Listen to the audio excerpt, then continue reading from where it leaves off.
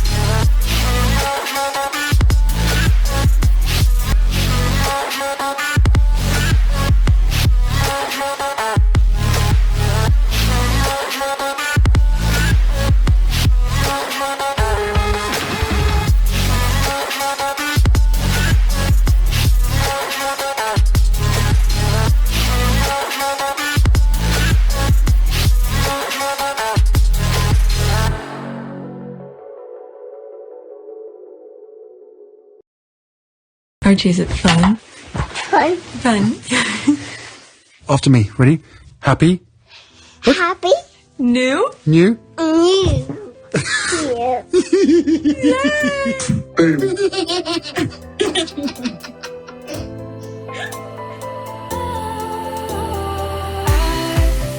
Was wrong to say I wouldn't change a thing, 'cause in the story of our lives, the best of times through color glass, time rolls on enough to let me move on past, but every little now and then it creeps on back to shape my smile.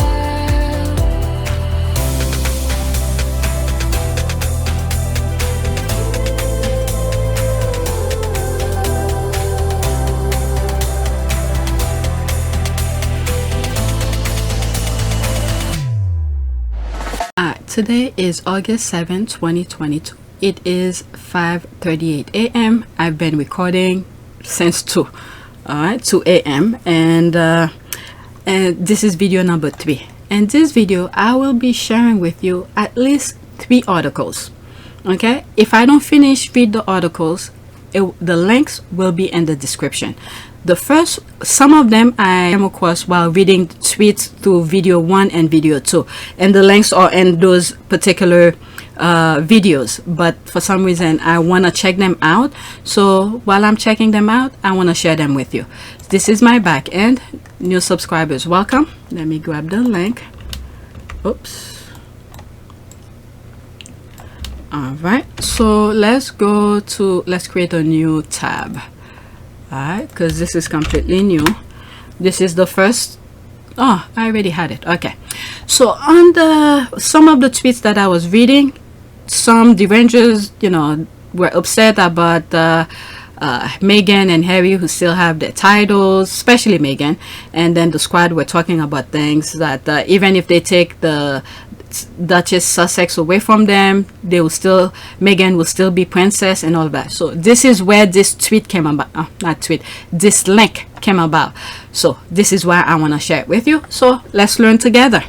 Okay, royal musings, news and commentary about the reigning royal house.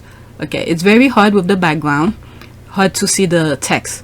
Okay, news and commentary about the reigning royal houses of the United Kingdom, Sweden, Denmark, Norway, Belgium, Luxembourg, Liechtenstein, and the Netherlands, Spain, Monaco, and the former European monarchy as well.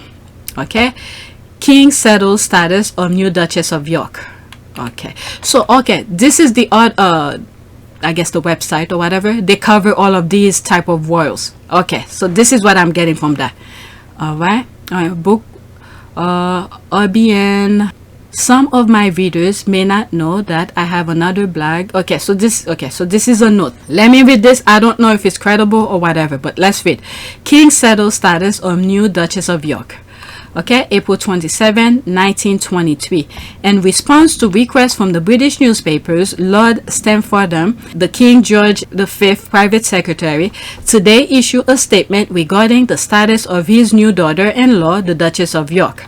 Okay, so she's quoting. I hope she put a link where she got those information. In accordance with the settled general rule that new wife takes the status of her husband, Lady Elizabeth Bowers Leon, on her marriage has become Her Royal Highness the Duchess of York with the status as a princess. This announcement, okay, so yeah, I was right. That was because the Rangers were upset that if they take the Duchess of Sussex out, Meghan will still be, you know, princess. That's how this link came about. Okay, this announcement, quote, has set at rest a question which has caused considerable discussion the last few days, quote, according to the New York Times. Okay, it was evident that Lady Elizabeth was a duchess following her marriage to His Royal Highness the Duke of York, but, quote, there was no clear precedent as her accession to the rank of princess and the title of Her Royal Highness. That's end quote, by the way. It was noted that if the Prince of Wales does not marry, the Duchess will become the mother of the heir presumptive to the throne, quote, and that she will receive the full status of a wife of royal prince, but there was some doubt as to whether she had already attained it or whether it will be conferred on her by special grant. The King's declaration has made it clear that the new wife of the Duke of York is a Royal Highness and a princess due to her marriage, and no special conferment of a title and rank is required. George will. This is the thing here. Okay, you know what I'm thinking? This is where I left. What I'm thinking from one of my videos where I was reading where they don't want, all right, the social class where blacks and whites were studying mango together, okay, to keep this order intact. When they saw some blacks getting involved with poor white, okay, poor white, and they want to put a stop to that. They don't want black people to elevate in any shape or form. This is where the smear campaign started with the tabloid. At that time, they had newspapers. The imagery that they were putting about black people with their faces look this big, their mouth look this big. This is how they were starting it. They did not want black people to elevate, to get out of their social position. So they setting the boundaries for their people, the white skin, whoever marry into the class. There you have Meghan out of nowhere. Okay? Out of nowhere, where many people in the UK can't wait to get some special knighthood or special button to be named certain things. They can't wait for that. But there's Meghan out of nowhere, straight to the top. Okay, straight to the top of the social class in the UK. This is what they don't like. She came out of nowhere. Okay, she didn't have to stay anywhere. Look how they were pushing her to become, at that time when everything was fine, they were pushing her to get her British, not citizenship. Is it citizenship or green card? How do they call it? I guess British citizenship. She was like, no, she's gonna stay on the line, you know, wherever her application is, that's where she's gonna stay. All right, she didn't rush it, and thank God she didn't do that, because if she did, can you imagine? All right, so this is the thing here. The social class, they wanted it to stay. That's the first thing that popped up in my mind here from my old video. When they see people, other classes, people with different skin tone or whatever, are getting out of their rank, okay, whatever position they are in, they want to squeeze them down. Another thing that popped up in my mind, in some of my videos I've said it, where Meghan went to that school, where she's taking pictures with those school children. The kids surround her and they're making that symbol with their arm. Okay, the first thing that popped in my mind when I first saw that picture, Meghan was a bright light to those children. Okay, they didn't want those kids, the establishment did not want those kids to have something so special like Meghan to look up to. They want them to stay in the position that they are in. Meghan was too much of a bright light to make those kids be empowered, okay, to work harder for what they need, what they want, and all of that. So what they had to do is chase her out of there. Okay, chase her out of there. But thank God for social media. I hope many people in the UK, young kids, go online, follow the right people. There's a lot of haters out there. There are a lot of haters out there. May God guide you to find the right people. Look at the minute that I decided to go back onto Twitter, I find the first person that I stumbled upon was Tina and Michelle. Okay, if you pray for it, your heart, mind, and soul is in the right place, you will encounter the right people. Okay, I'm just praying those young kids, when they go online, they come across good people, because there are some good people on social media. Okay, so that's that. Let me finish with that. Okay, I'm gonna go back to that paragraph. The King's Declaration has made it clear that the new wife of the Duke of York is a Royal Highness. So okay, so think of Meghan that way, married to Duke of Sussex. Well, at that time Harry wasn't a duke. All right, he was Prince Harry. All right, so Meghan become Princess Henry of Wales. Okay, and a princess due to her marriage. That's the result here. And no special conferment of a title and rank is required. That's what pisses up all the UK, the haters you hearing crying foul, take her title away, this and that. This is what pissing them off. Okay, George's ruling, quote, established a precedent which undoubtedly will be applied, end quote, if his other sons marry outside the royal circle due to changes made during the war in regard to other members of the royal family, has opened the way for precedent from royal rank and for the gradual merging of the children of royal blood into the ranks of commoners. Okay, so there's that.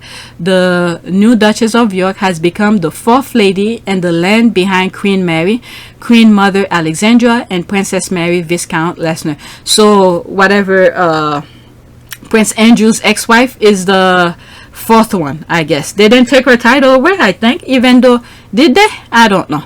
All right, let's see. There's one comment here. One comment. Anonymous said, I hope that this message is in order. Today, May 12, you should put the year. Okay, 2009. Today, May 12, is anniversary of coronation of George V, formerly Duke of York, and his wife, Queen Elizabeth, formerly Duchess of York. From memory, I think they kept to the original date set for the former Duchess of York's brother-in-law, Edward VIII. He was never crowned. Adjustments were made to the ceremony to accommodate Princess Elizabeth and Princess Margaret Rose. Okay, so that's the answer here for those who were crying foul and on Twitter about Meghan. All right, so someone, this is what's good about the squad. Okay, they are everywhere. All right, so now let's go to the next tweet that I have for you. No, not tweet, article. Oh, it's already open. Which one is that? US Magazine. That's this one. Okay, Prince Harry and Meghan Markle charitable work throughout the years. That was May 11, 2022. I'll read some of it, but not all. Royal kind, Prince Harry and Meghan Markle have always been prominent of helping their fellow men. Charity has played a huge part in their relationship, both while they were senior members of the British royal family and since they announced their decision to step back in January 2020. Harry organized the first ever INVICTUS game in 2014, 2 years before he and the suit alum met with the goal of raising money to support wounded, injured, or sick veterans, while also allowing them to compete in various Paralympic-style sporting events. In addition to raising funds, the Duke of Sussex hoped the games will inspire veteran and non-veteran alike as it did him. Wait a second. Something captured my attention here. Alright, Harry organized the first ever INVICTUS game in 2014. The first thing that came to mind when I read this is where he got the idea from. The idea was when he came to the US. Okay, he saw the US veterans were, I forgot the term they use, is it US, so the Warriors game, and playing a game, and so that gave him the idea to create Invictus. Okay, 2 years before, he and Suit Alum met. 2 years before. So are they saying 2 years before that, before 2014, Harry and Meghan met? Is that what I'm getting here, or maybe something different? Okay, with the goal of raising money to support wounded, injured, and sick veterans while also allowing them to compete. Okay, I'm a little bit confused with this. Okay, I'm confused. Okay, so I'm gonna leave it as that. Let me continue. Okay, he continued to run the charity with Marco. So they were mentioning Meghan here. He continued to run the charity with Marco by his side while they were dating and after their 2018. I am freaking confused with their wording here. Okay, 2 years before. Okay, I'm back to that paragraph. 2 years before 2014 would be 2012. So are they saying 2 years before 2014 Harry had already met? I'm confused with this. And now they're saying here he continued. So that would be continuing from 2014. Okay, let me just read because I'm questioning too much. Okay, he continued to run the charity with Marco by his side while they were dating and after their 2018 wedding. The 2020 Invictus Games were postponed due to COVID-19, but the Duke said during a May webinar that the spirit of the game was alive and well. Okay, quote, "We're obviously not in The Hague, but I'm so pleased we have been able to organize this virtual gathering when the games will have take place themselves," he said. This conversation is all about sharing the Invictus spirit, and it is even more relevant now as we are having to address new challenges and adapt our lives. The couple even made their wedding day about charity, selecting 7 organizations to give back to simply because they could represent a range of issues that they are passionate about. According to the Royal Family website, those charities include the Children's HIV Association, Crisis Minor Mahila Foundation, Scotty's Little Soldiers, Street Games, Surfers Against Sewage, Sewage, and the Wilderness Foundation UK. Alright, so this is that. You guys could check it out. Like I said, the link will be in the description. The first few paragraphs confused me a little bit. I guess because of things that I'm aware of. Alright, the first 2 paragraphs really confused me in terms of timing. Okay, so I'm leaving that alone. The link is in the description. Next tweet. This one was supposed to be a video by itself, but since I'm sharing articles, let's go into that. Alright, I already have that. Let me copy this over. This one I saw on Twitter, and I literally copied the tweet link so I could go into the article. Okay, the producer Simon Chen stated in The Guardian in June that he wasn't originally interested in doing a documentary about Diana until he saw history repeating itself with Meghan. Okay, so let's go. I want to read some of this before I go into article to give you a sense of where it came from. Chen was much less keen than Perkin to make the princess until the hounding of Meghan Markle. Then he says he saw history repeat. It wasn't just the spite of the papers, something else had resurfaced, a GD public investment in misogyny and so. Okay, quote, "I thought Diana was over familiar, a bit of a dead end. Then I realized it was an origin story, not just about Meghan, but so much of modern Britain." Okay, so that's a quote from that. All right, the HBO film, I'm gonna go into that as well. So there's the article here. This is all the things I wanted to go through before I check the article. Oh, did I just miss it? Ooh, let's go back. Okay, this. The HBO film is comprised entirely of old news and TV footage, watching 40-year-old clip of Diana's earliest day in the royal family now. It's impossible not to draw parallels with the way Meghan Markle was treated after she married into the firm. All right, I'll come into that. Let's read some of the comment. Across generation, the treatment of the two women have united so many from so many backgrounds. We will not let them rewrite Princess Diana's history, and we will certainly not allow them to shape Duchess Meghan's. Okay, she is dead. Okay, let's go into that. Amen. She is dead. Where were they to get new footage of her from? The grave. Okay, about Princess Diana thing. Okay, this film should be out already, please. Okay, they gave her a multi-million-dollar wedding. No. Let's not get this twisted. Okay, even if they did, the UK got their money back thousands more because of that. Let's see how much. Let me read the nonsense, and then I'm gonna look for how much they get their money. Oh, that's some. Maybe the squad already answered that. Okay, they gave her a multi-million-dollar wedding, over $100,000, and clothes. No. Okay, this is the nonsense they want to put out there for people who don't know. All right, clothing, several $100,000, and travel around the world. Nope, they did not. No, they did not, and it was to elevate the institution, by the way. Okay, all the places she was going was her own clothes. Okay, the queen's own asset to help her. Nope, this is the nonsense they want to put out there. Patronages select to suit her. What about this new role? I mean, you're going to have a bigger platform, a bigger voice. What do you want to do with it? I mean, how Sing. can you imagine? No, I'm not a singer. I think what's been really exciting as we talk about the transition of this out of my career but into the role is that, as you said, the causes that have been very important to me I can focus even more energy on, because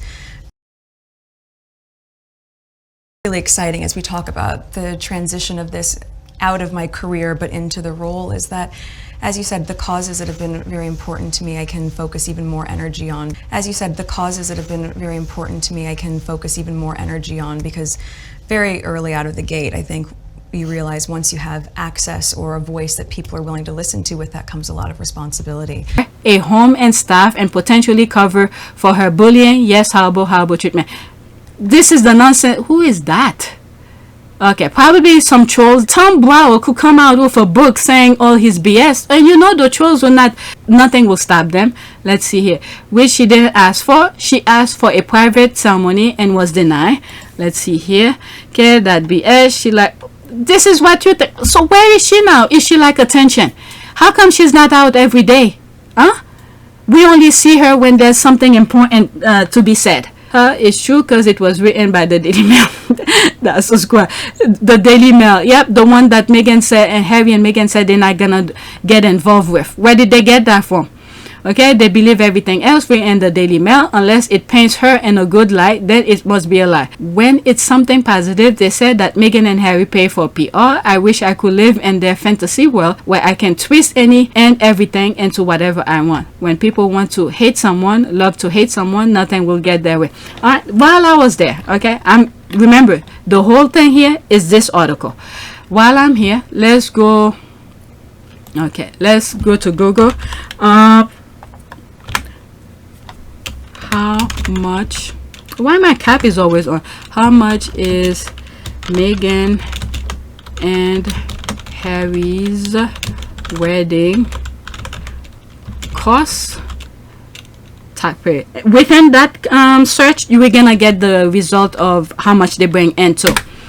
All right, those outside investment include security at their wedding, which was paid for by British taxpayers, cost an estimated £30 million. The church service, flowers, and reception were paid for by the royal family, and £2.7 million to renovate the Duke and Duchess official residence, Frogmore Cottage. They failed to say that they paid that back too. Wow. Okay, where is it? Okay. How much? Okay, remember. Oops. Let's go back to that. 30 million plus 2.7. Okay, I know it's for the Frogmore. Okay, so it's 32.4 million total. Okay, let's not forget 32.4 million total. How much did Meghan and Harry's wedding bring? Should I say bring to the UK. I probably worded it wrong, but let's see here. Okay, there it is. £1 billion.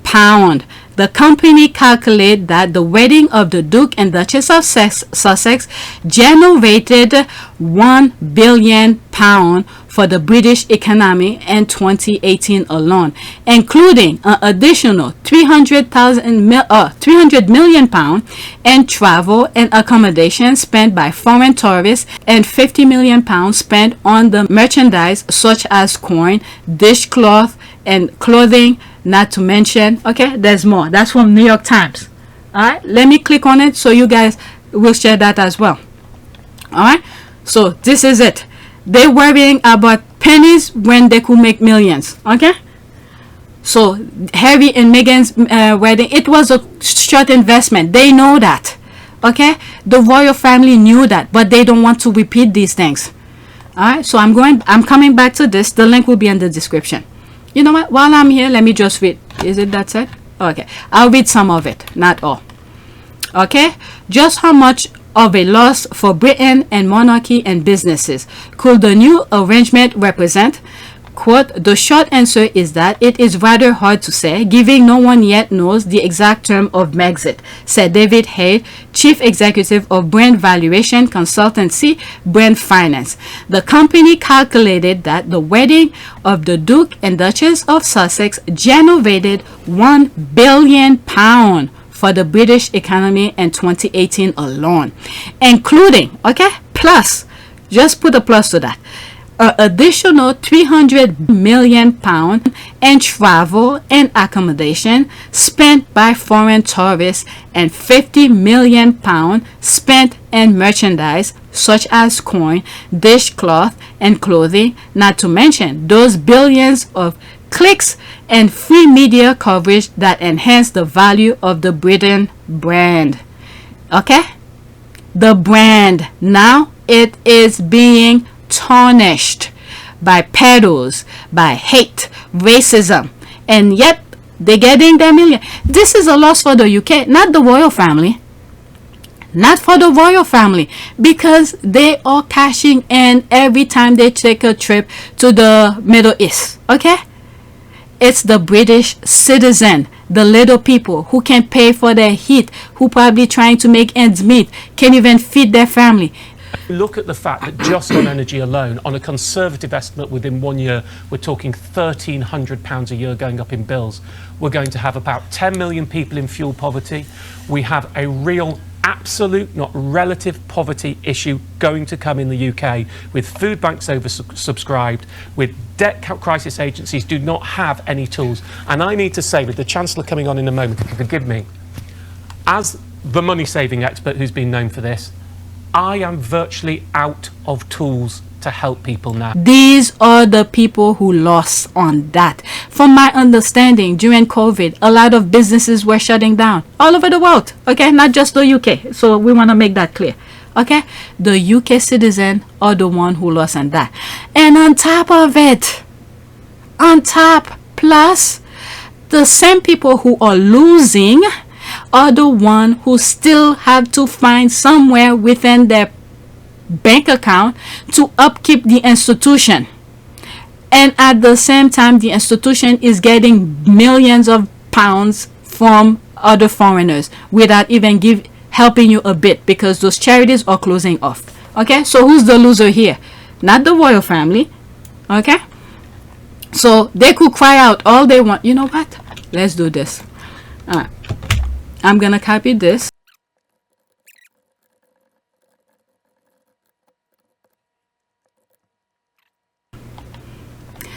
So okay, I lost track here. So the New York Times, the link will be in the description, but the one that I wanted to read is this, so I'm gonna go to that. All right, so Harry and Meghan's wedding brings so much more back to the UK. All right, that investment was a well spent, and this is why they really wanted them to spend that money. And not only that, the money at the video that the video made, profit from BBC broadcast, Harry and Meghan donated to charity. Okay, so now I'm going to that. This is the main thing here. Okay, and the Princess Hindsight turned a former fairy tale into a horror film. This is the person who saw history repeating itself, he wasn't, or is it a she, wasn't gonna do a documentary. That's the HBO documentary. He was not gonna do a video about it, but once he saw history repeating itself, and he decided to do it. Okay. When Diana Spencer died in the summer of 1997, I was a journalist student at the University of Wales, the country Diana was technically still princess of. The thing that had killed her was simultaneously shocking and almost too predictable. A high-speed car crashed as she attempted to outrun a horde of pursued paparazzi. Within months of the accident, my professor had worked Princess Diana's fraught relationship with the British media into my curriculum. The content of those lectures was too culturally and socially complex, so thought-provoking, it has stayed with me like little else I studied that year. 25 years on, the topic proves to be just as compelling as evidenced by the seemingly endless production of shows and biographies about Diana. But the new HBO documentary, The Princess, stands out from the pack for several reasons. Ed Perkins' film tells Diana's story using only archival news and TV footage, most of it British. There is no current day commentary, no new interviews. I mean, now I see where that comment came from. She's dead. Where they're supposed to get those?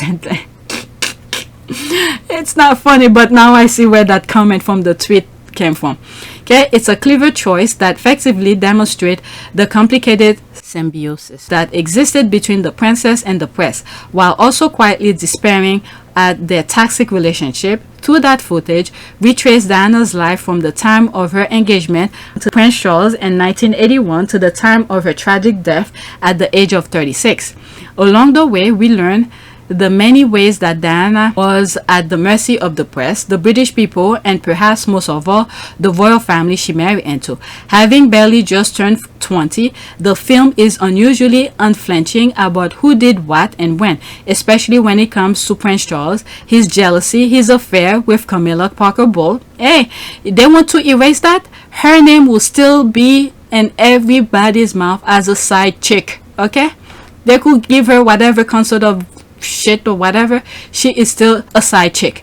Okay, and his neglect of young wife are well starkly presented here, and footage from their early marriage.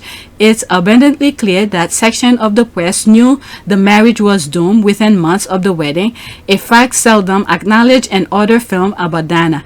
But William wants us to think otherwise. It's the interview that made the marriage worse and all of this. The interview was a major contribution to making my parents' relationship worse and has since hurt countless others. This fool of him. Okay, as a British citizen, one of the strangest elements of watching The Princess in 2022 is realizing just how viscerally I remember certain events happening to her. Stranger still is realizing how much those events in Diana's life now remind me of specific events in my own families. Not because we were fans of the monarchy or because I followed Diana's life closely. It was simply that every event in her life was covered in such voracious, repetitive death, and the UK public knew about them down to the most embarrassing detail, whether we want to or not. The Princess captures that, the way this woman's life was interwoven with the lives of the British public to a degree that I've not seen in many other documentaries about her. Okay, all right, so I see this person is talking about the HBO documentary about Diana. I thought what I was gonna read was the producer who did the documentary.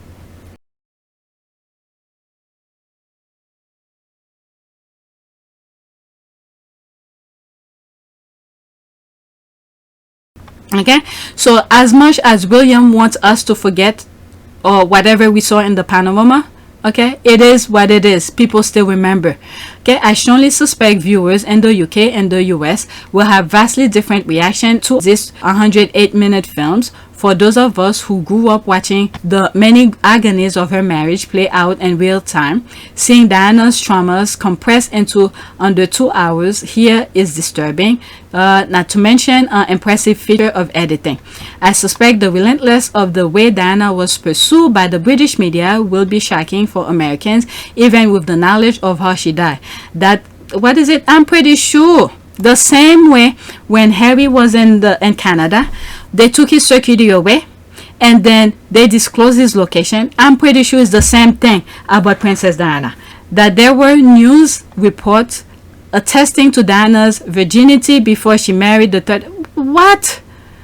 Oh my God, that's really deep. Did they sleep with her for them to know that? Oh God. Okay. That there were news reports attesting to Diana's virginity before she married the 32-year-old prince, particularly so. For Brits, though cringeworthy, now it's mostly a reminder of the pressure Charles was under to find a virgin wife from an appropriate bloodline. My goodness. This is the thing that God will never forgive him for. You know you weren't in love with her, but you took her out of privacy to put her in that, and then you left her hanging. This is the thing that God will never forgive Charles for. Okay? And then he's looking for a virgin, and when he himself was sleeping around. This nonsense they put in their head about this kind of thing. God, he is definitely a baggage for God.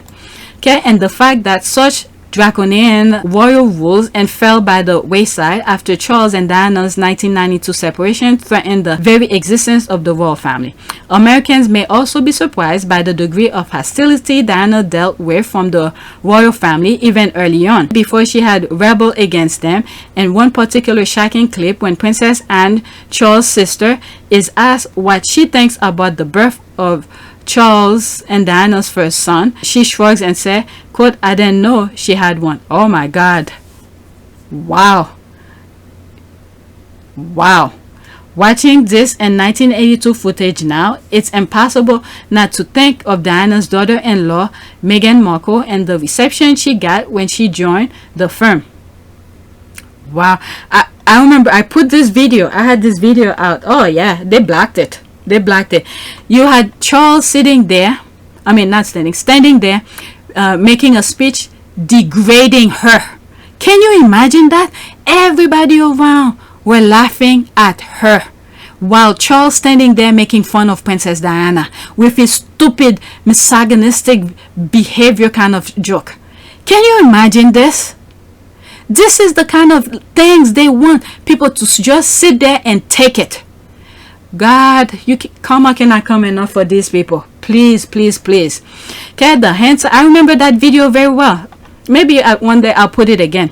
Okay, in hindsight, we are afforded now provided a chill to the princess that is hard to shake off.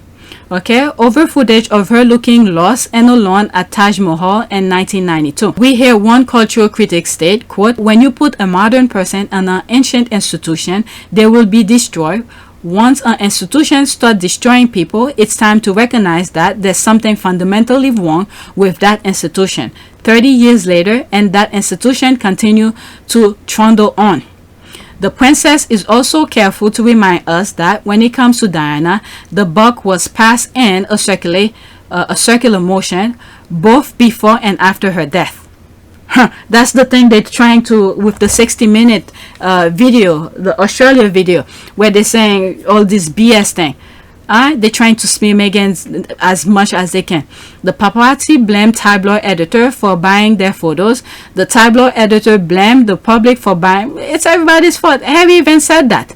Okay, if this is why the squad take screenshot, they don't click on their nonsense. They take screenshot and bring it to the Sussex squad timeline, and then we talk about it. We mark them for the nonsense that they're writing. The squad understand that. They understand the assignment. Me, I don't even go. Okay, I don't even go. I don't even want to know. If the squad bring it to know what's going on as part of the squad's conversation, I read it, share it with you. But I don't even need to know what they're doing. All right. The princess is also careful to remind us that when it comes to Diana, the buck was passed in a circular motion both before and after her death. The paparazzi blamed tabloid editors for buying their photos. The tabloid editors blamed the public for buying the papers those pictures were printed in, and the public either blamed Diana for calling on the media too much, or the media for putting too much of Diana's personal life and their pages. One pundit prediction that, quote, all this telephoto lens business will stop once Diana had married Charles reflect just how unprecedented her situation was. Look at this. Meghan don't come out unless she's doing some work, but yet they're still talking about her every day. There's a huge amount of content published about Duke and Duchess of Sussex. They are good business. It's something crazy like 15,000 mentions of them online every day. So they are the whole royal family, and particularly Duke and Duchess of Sussex, a really big business for the tabloids. The best thing is what the squad are doing. Don't click on their nonsense. All right. Okay, as I was looking at this, there's a video that I have, and I said that when I went to Virginia, family vacation, what did I call it? Why are they complaining? The firm got what they looking for, something like that. It's about what's the name? It's about Meghan and Kate. So Kate is what the institution was looking for, and the house that I went in Virginia looks just like this from the outside. And I think I even put that house in there. I completely forgot. When I was reading this, I was somewhere here and this was there, and I thought that was the picture that I put on my thumbnails. So this is that. It looks just like it. I'll put the thumbnails of that. Okay, they have a version of that in Colonial Williamsburg in Virginia in the US. Okay, that's that. I think in Virginia it calls the governor's mansion or something like that. I did a tour in there. Okay, as with most lectures I said too in 1997, the thing that most stick with me after viewing The Princess are the ethical questions around what rights the press has when it comes to pursuing public figures. What right does the public have to tear a person down en masse simply because they're famous? Framing Britney Spears and impeachment American crime story both recently explored these issues very well, but there is a quiet institutional insidiousness present in The Princess that is particularly upsetting. I have long suspected that the dramatic outpouring of grief that followed Diana's death was in some way rooted in a collective guilt for exalting, participating, building up, tearing down, and above all watching her every move. That her life still makes for such compelling viewing isn't just a reminder of Diana's enigmatic charisma, it's a reminder of exactly what destroyed her. Okay, so what I thought was, it's not what it is about. Okay, so this is another blog. Okay, I thought they were talking about the, how do you call this? From the tweet, it seemed, I thought they were going to talk about the producer, the person who did the thing. All right, so that's that. Okay, now it is 6:19. I've been recording since 2-ish, close to 3 o'clock. All right, so I did 3 videos. That's it. Okay, my notification. Okay, I would love to see Archie. Oh, that's one of the tweets that I respond. Okay, the squad are up, so they're on Twitter now, because at that time they didn't press anything. All right, I was making reference to this. Okay, I don't think it's Tyler Perry calling Meghan princess that has them this upset. It's this part. Quote, I'm so incredibly proud to see how happy you, your husband, and your kids are now. That happiness is what grates them, that nothing they spent hours doing on social media works. Okay, so there's me responding to that, and I say I would love to see Archie and Lily's faces the day they realize their papa and mommy are prince and princesses. I know they are being raised just like many of us grew up, but with Miss Doria, Meghan, and Harry's standard. This is the GIF. When they know their mom and dad are prince and princesses. Alright, 2 people just liked it. Alright, I'm done recording. I have enough to edit for you before I go, because on Wednesday I'm out. We're just gonna go out and chill. Alright, so this is that. So please take a moment. Oh, new video should come out. Yep, there's the new video now. There's Angela Levine in the back. Alright, so please take a moment to subscribe, like, and share. If you want to support this channel, there's a PayPal link in the description. You could donate. Those who have donated, thank you. And you could become a member. Those who have become a member, I truly appreciate your support. So that's it.